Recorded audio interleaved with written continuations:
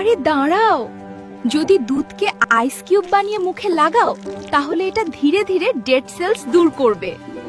আরে দাঁড়াও, আমার কথাটা শোনো।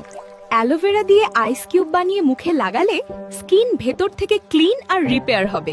আরে থামো, যদি বিটরুটের রস দিয়ে আইস কিউব বানিয়ে মুখে ঘষো তাহলে ট্যানিং কমবে আর ন্যাচারাল গ্লো বেরোবে।